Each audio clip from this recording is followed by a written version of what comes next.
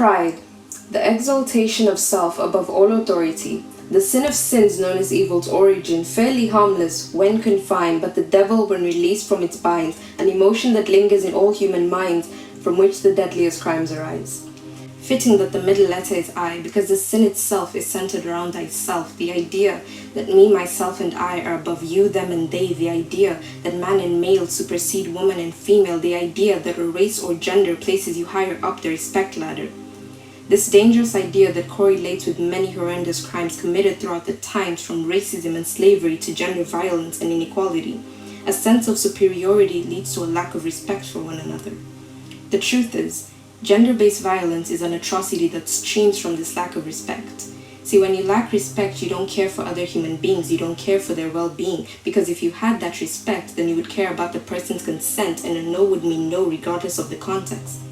You would ask a woman for permission rather than her clothing, and you would accept a no because you're entitled to nothing, least of all her body. You would try to put yourself in that person's shoes, try to wear their slides and see things from their point of view, but pride steals that ability from you. When a man feels superior to a woman, asking for consent becomes an unnecessary step because she should be honored just to be in his presence. A no is treated as a suggestion which he can ignore at his discretion. Pride leads to arrogance. Coupled with wealth and status, it's the perfect recipe for disaster, which is why, short of being undermined at their workplace, women constantly face sexual harassment. Their skirts are treated like a magnetic pool, attracting male attention that they didn't want to, years of struggling to climb up the ladder of success only to be kicked back down after a no to the employer's request. Pride leads to a sense of entitlement, which is why sexual assault is often excused with "she wanted it," and why a harmless outfit is termed as trying to be seductive, and why a dress above the knees is read as wants to get on her knees, why the treatment of a lady is subject to her clothing, why men are so comfortable making decisions on women's bodies.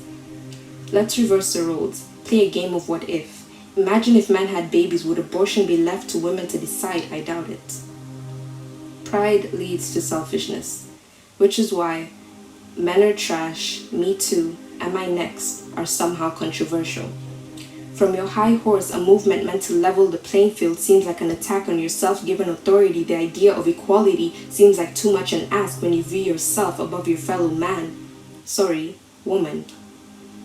When you view this as an issue of pride, the solution is rather easy to find. You see, pride, it isn't something you bump into and collide. It's something you unlock at a certain height. When you trip over your self-esteem and wound your ego, pride is the backup that comes to the rescue, but never really knows when to leave.